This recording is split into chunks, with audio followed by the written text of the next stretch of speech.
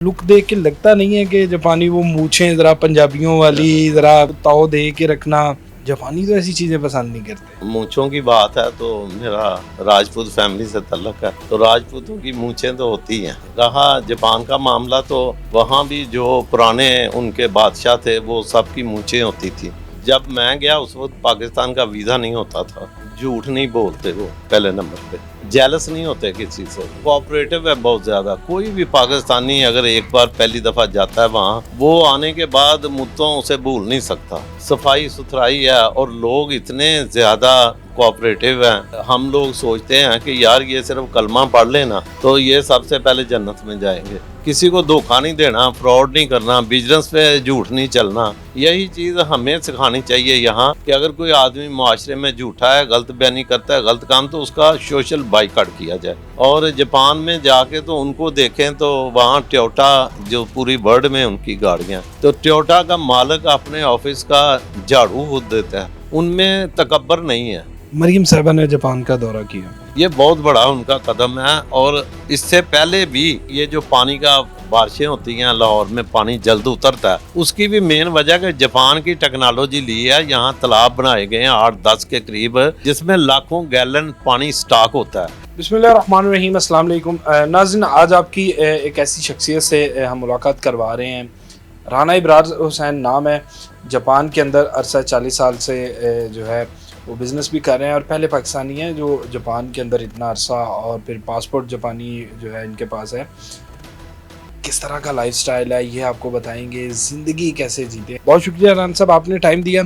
सबसे पहला सवाल, लुक देख के लगता नहीं है कि जापानी वो मूछें ज़रा पंजाबियों वाली ज़रा पूरा इसको ताव दे के रखना, जापानी तो ऐसी चीज़ें पसंद नहीं करते। बिस्मिल्लाहिर्रहमानिर्रहीम। पहले तो जी मैं आपका, आपकी पूरी टीम का दिल की अथाह गहराइयों से शुक्रिया अदा करता हूँ। तो मूंछों की बात है तो मेरा राजपूत फैमिली से ताल्लुक है, तो राजपूतों की मूंछें तो होती हैं, ये कोई बात नहीं। रहा जापान का मामला, तो वहाँ भी जो पुराने उनके बादशाह थे वो सबकी मूंछें होती थी। जो अब नई जनरेशन आ गई तो मूंछें नहीं हैं, क्लीन शेप ज़्यादा है, लेकिन बुरा कोई नहीं मनाता। वहाँ ये प्राइड समझी जाती है कि उनके बादशाह किंग फैमिली की ये एक पहचान थी। दूसरा रहा, मैं तकरीबन 40 साल हो गए हैं मुझे वहाँ। जब मैं गया उस वक्त पाकिस्तान का वीज़ा नहीं होता था, एंट्री होती थी, तो उस दौर में गया था और 89 में वीज़ा हुआ। और अल्हम्दुलिल्लाह मुश्किलात तो होती हैं, किसी भी अपने मुल्क को छोड़ के किसी भी जगह नहीं पे जाएँ आप, तो स्टार्ट पे तो बहुत मुश्किलात होती हैं, लेकिन अल्हम्दुलिल्लाह मैंने अपना बिजनेस स्टेबल किया और आज एक बड़ी कंपनी है मेरी, और फिलिपाइन में भी 2 कंपनी काम कर रही हैं, अल्लाह का शुक्र। अच्छा राना साहब, जापानी जो हैं जापानीज़, उनके बारे में कहा जाता है कि बड़े शेड्यूल, पाबंद, अखलाकियात उनमें हैं, मेहमान नवाजी के तकाज़े भी बड़े आला किस्म से जो है वो अदा करते हैं। आप पाकिस्तान की नेशन में और वहाँ की जो कौम है उनमें देखते हैं हम लोग ज़रा थोड़े से बेहंगम, कोई एक शेड्यूल नहीं है, कोई तरतीब नहीं है। देखें जी, जहाँ तक जापान का तल्लक है, उनके कल्चर का तल्लक है, उनके इखलाक का तल्लक है, उनकी बातचीत का, झूठ नहीं बोलते वो, पहले नंबर पे जेलस नहीं होते किसी से, और कोऑपरेटिव है बहुत ज़्यादा। कोई भी पाकिस्तानी अगर एक बार पहली दफ़ा जाता है वहाँ, वो आने के बाद मुद्दों उसे भूल नहीं सकता। सफाई सुथराई है और लोग इतने ज़्यादा कोऑपरेटिव हैं कि हम लोग सोचते हैं कि यार ये सिर्फ कलमा पढ़ लेना तो ये सबसे पहले जन्नत में जाएंगे। किसी को धोखा नहीं देना, फ्रॉड नहीं करना, बिजनेस पे झूठ नहीं चलना। बिजनेस जो करना है वो 100% जो बताना है वही चीज़ होगी। और ये सारी वो अखलाकियात और वो चीज़ें, असूल हैं जो इस्लाम से हमें आका दो जहां सल्लल्लाहु अलैहि वसल्लम ने सिखाए कि कोई चीज़ भी सेल करो तो उसका नक्स बता के करो, वो हलाल है। अगर आप छुपा के करते हैं तो वो जायज़ नहीं। तो वो सारी सिफतें उनमें मौजूद हैं। कौम बहुत अच्छी है, बहुत नेशन अच्छी है। तो ये पाकिस्तान मेरा मुल्क है, मेरी जन्मभूमि है, मेरा खमीर यहाँ से उठा है, तो मैं अपने मुल्क को तो बुरा कह ही नहीं सकता। लेकिन ठीक है, कुछ चीज़ें हैं यहाँ وہ اس پہ ٹائم دینے کی ضرورت ہے. اس میں علماء کرام کا کردار ہونا چاہیے, اس میں اساتذہ کا کردار ہونا چاہیے جو بیس بناتے ہیں کسی انسان کی. اس میں معاشرتی طور پہ لوگوں کو جیسے وہ قوم خود بخود ہر کام کو اچھا کرتی ہے اور غلط کرنے سے, جھوٹ بولنے سے دوسرے اس سے نفرت کرتے ہیں, یہی چیز ہمیں سکھانی چاہیے یہاں کہ اگر کوئی آدمی معاشرے میں جھوٹا ہے, غلط بیانی کرتا ہے, غلط کام, تو اس کا سوشل بائیکاٹ کیا جائے. لائف سٹائل آپ کا دیکھ کے لگتا نہیں ہے, بڑی سمپل سی زندگی جی رہے ہیں کہ اگر جب فون پہ بات ہوئی تو مجھے لگا کہ کوئی سوٹیڈ بوٹیڈ ہوں گے, ذرا 3 پیس پہنا ہوگا, کوئی گارڈز ہوں گے, اتنا بزنس ہے, اتنی سادگی کیوں ہے, کیا وجہ ہے؟ زندگی تمام بہاریں جینے کے بعد سادگی کی طرف آئے ہیں, یہ شروع سے ہی اسی طرح چل رہا ہے؟ نہیں, الحمدللہ پراپرٹیاں ہیں, ذمہ دارہ ہے, سب کچھ ہے, لیکن لائف شروع سے ہی سادی رہی ہے. اور جاپان میں جا کے تو ان کو دیکھیں تو وہاں ٹیوٹا جو پوری ورلڈ میں ان کی گاڑیاں, تو ٹیوٹا کا مالک اپنے آفس کا جھاڑو خود دیتا ہے. اس قوم سے ہم نے سیکھا ہے کہ بڑے بڑے مالک جو ہیں اپنی فیکٹریوں کا وزٹ کر رہے ہوتے ہیں تو ان کے ملازمین اگر نیچے بیٹھے ہوئے ہیں, زمین پہ کوئی جوس پی رہا ہے کچھ, تو وہ نیچے بیٹھ جاتے ہیں ان کے ساتھ. ان میں تکبر نہیں ہے, ان میں دکھاوا نہیں ہے, ان میں چودراہٹ نام کی کوئی چیز نہیں ہے.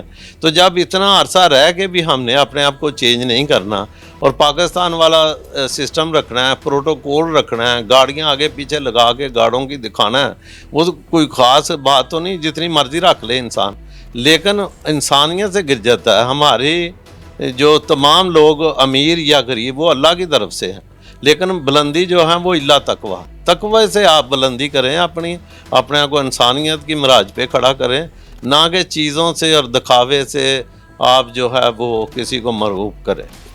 رانا صاحب, قوانین کی ہم بات کر رہے ہیں, اگر ہم بات کریں دونوں قوموں کا موازنہ کرنے کی, انہیں تو جلدی ہے کہ کام کی, یا ہم وہ فضولیت سے جس طرح ہم پڑھتے ہیں, دیکھتے ہیں, سنتے ہیں, لیکن یہاں پہ ایک اشارے پہ نہیں رکنا, آگے کوئی مداری کر رہا ہے وہاں پہ آدھا گھنٹہ لگا دینا.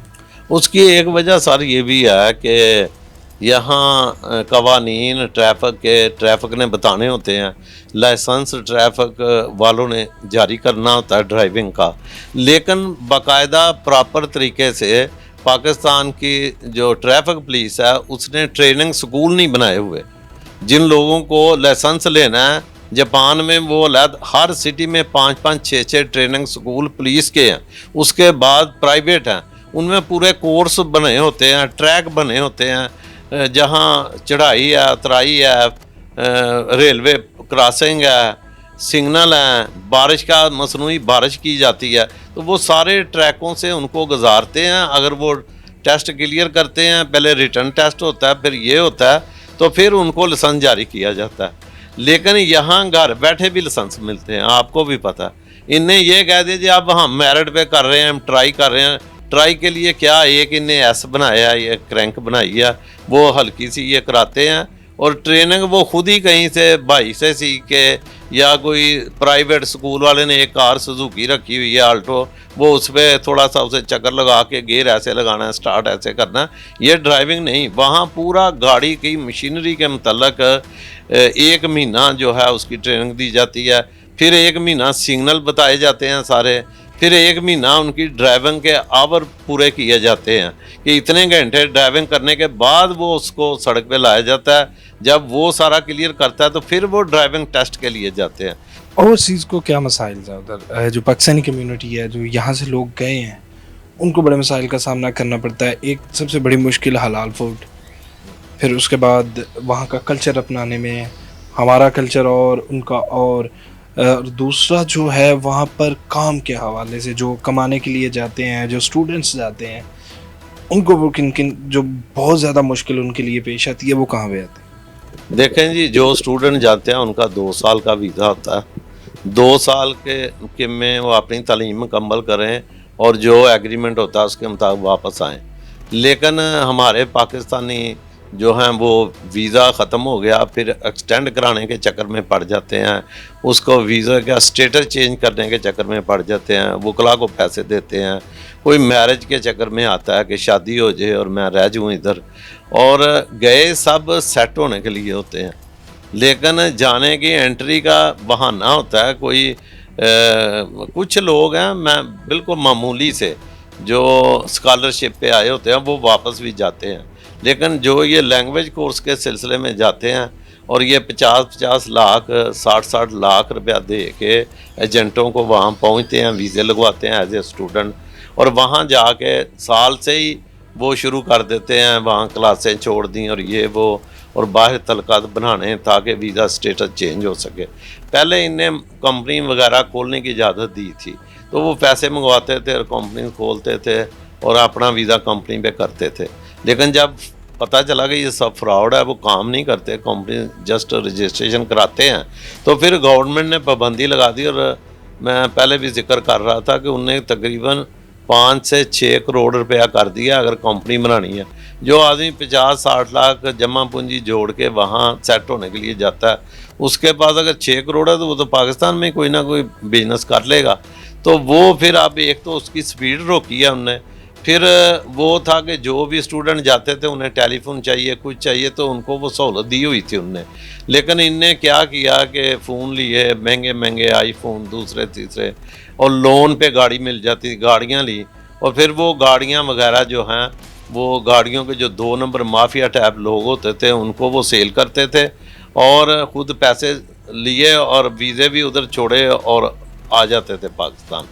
تو اس پہ آنے کے بعد انہوں نے وہ پابندیاں لگا دی کہ کمپنی بھی کسی اسٹوڈنٹ کے نام پہ نہیں بنانی، اور جب تک اس کا پورا ورک نہیں دیکھنا، اور رقم زیادہ کر دی اس وقت تک وہ ویزا نہیں دے رہے۔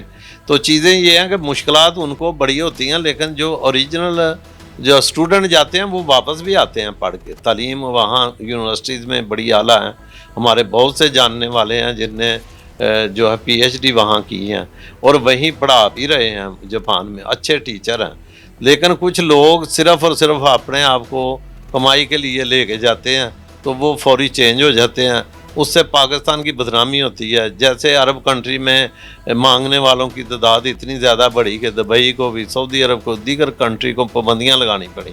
اوورسیز پاکستانیوں کے لیے جو باہر سے پیسہ بھیجتے ہیں، یا ایک ووٹنگ کا نعرہ لگایا گیا تھا، سوال تھا کہ پاکستان کا پاسپورٹ کی بہتری کے لیے کس گورنمنٹ نے کام کیا؟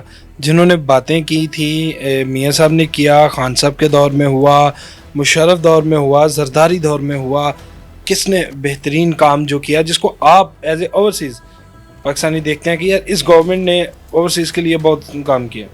پہلے نمبر تو بات یہ ہے جی کہ ووٹ کا جو حق ہے نا وہ میں بھی اس کا دائی ہوں کہ اوورسیز پاکستانی کو ملنا چاہیے۔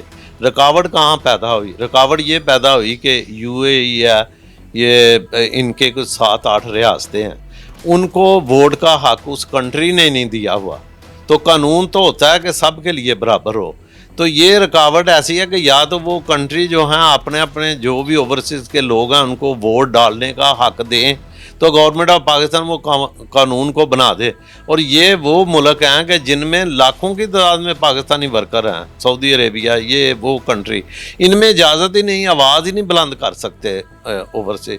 اس وجہ سے گورنمنٹ کی طرف سے بھی یہ رکاوٹ ہے کہ وہ کر نہیں سکتی ووٹ کا حق دینے کا، تو مجبوری میں لوگوں کو یہاں آنا پڑتا ہے، لیکن آواز ہم نے بڑی اٹھائی ہے۔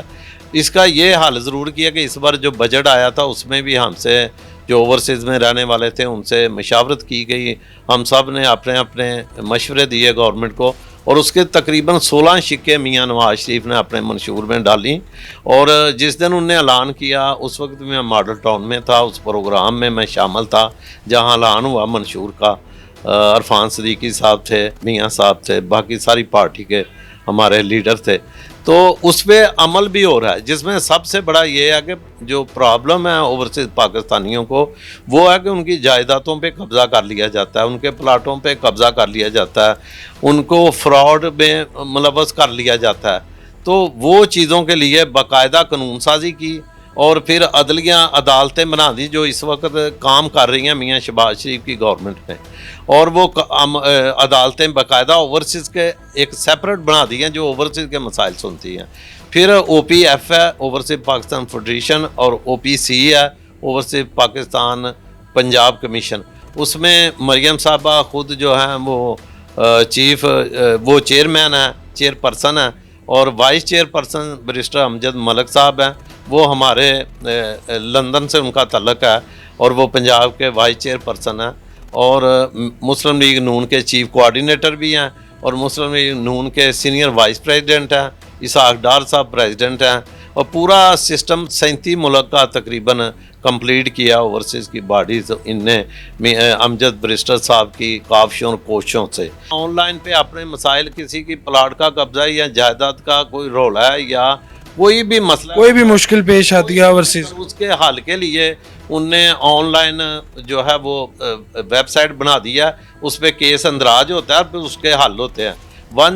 GOR1 میں آفس ہے ہمارا اوورسیز پاکستان کا، اور اب ایک الفلا پلازا میں بھی بنا دیا گیا ڈیسک کہ وہاں بھی جائیں لوگ، اور وہاں بھی وہ اپنا مدعا بیان کر کے مسائل کا حل کرا سکتے ہیں۔ اچھا ران صاحب، آخری سوال، مریم صاحبہ نے جاپان کا دورہ کیا، پہلی وزیر اعلیٰ، کیسا دورے کو آپ کس طرح سے دیکھتے ہیں ایز اے پاکستانی بھی، ایز اے جاپانی بھی؟ کتنا کارآمد ثابت ہوگا؟ کیا جو مشکلیں لوگوں کو آ رہی تھی، جو ایک ان کی ہم اڈاپٹ کر رہے ہیں چیزیں، یا ہم کچھ اس طرح کوئی فائدہ مند لگ رہا ہے، یا جسٹ ایک دورہ تھا، حکومت کے درمیان گئے واپس آ گئے؟ نہیں جی، بالکل یہ بہت بڑی بات ہے۔ کوئی 30 سال کے بعد پاکستان کا بڑا عہدیدار جاپان گیا تھا وزٹ پہ، اور مریم صاحبہ پنجاب کی CM ہو کے آج تک پنجاب کیا کسی بھی پاکستان کے وزیر اعلیٰ نے گورنمنٹ لیول کا دورہ نہیں کیا۔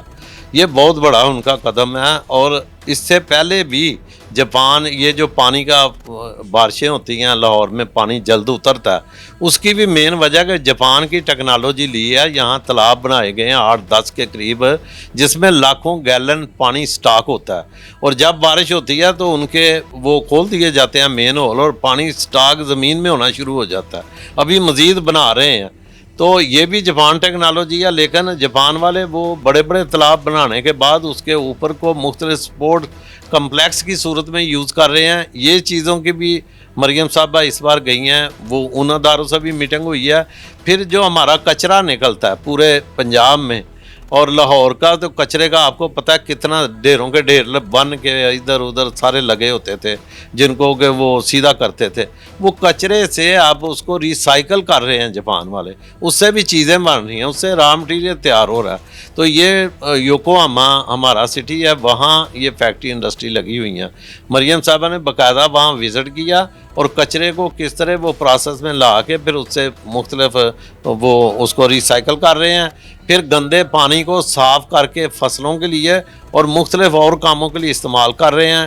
جو پانی گٹروں کا اور دوسرا نکلتا ہے اس کی فلٹریشن کر رہے ہیں، وہ بھی وہ دیکھ کے آئے ہیں، اور یہ آنے والے وقتوں میں یہ ساری چیزیں آپ کو نظر آنی شروع ہو جائیں گی۔ ابھی تو یہ انڈر گراؤنڈ ہے ساری چیزیں۔ اس سے یہ ہے کہ پنجاب کا مزید بہتری بھی آئے گی۔ بارشوں کے جو اس بار سیلاب آئے ہیں وہ 30 سال میں پہلی دفعہ تباہ کاریاں ہوئی ہیں، اور مریم صاحبہ نے اس کے بھی حل کے لیے کہ جاپان نے سیلابوں کو کنٹرول کیسے کیا، سیلاب پھر بھی آتے ہیں ادھر بھی، لیکن اتنی تباہی نہیں ہوتی، اس کے لیے بھی ورک کر کے آئی ہیں۔ تو یہ پاکستان اور پاکستانی قوم کے لیے بہت بڑا قدم ہے ان کا۔ آنے والے وقت میں یہ مزید پاکستانی قوم کو اس میں سہولتیں ملیں گی، لیکن یہ ایک دورے سے کچھ نہیں ہوگا۔ میری خواہش ہے کہ وہ سال میں ایک دورہ ضرور کریں، اور نئی نئی ٹیکنالوجی وہاں کی یہاں لے کے آئیں۔ اب بھی ان کی انڈسٹری کے لوگوں سے ان کی میٹنگ ہوئی، اوساکا میں ہوئی، اس میں یہ ہے کہ وہ انڈسٹری لگا رہے ہیں پنجاب کے اندر۔ ان لوگوں کو، بزنس مینوں کو، جو بڑے بڑے بزنس مین جاپان میں بیٹھے ہیں، ان کو رغبت دی کہ ہمارے پنجاب میں آپ انڈسٹری لگائیں، یہاں مین پاور بہت ہے، لوگ سستے آپ کو ملیں گے، سہولیت ہم ساری دیں گے۔ تو وہ بھی ایگریمنٹ ہوئے ہیں، تو آنے والے وقت میں اس کا ضرور فائدہ ہوگا۔ بہت شکریہ رانا صاحب۔ جی ناظرین، رانا صاحب کی گفتگو آپ نے سنی۔ کس طرح سے جو ہے وہ سٹارٹ کیا سفر، اور آج ماشاءاللہ ایک اپنا امپائر کھڑا کیا ہے۔ امید کرتے ہیں کہ پروگرام آپ کو پسند آیا ہوگا۔ اس کے ساتھ ہی ہمیں دیجیے اجازت، اللہ نے کے بعد۔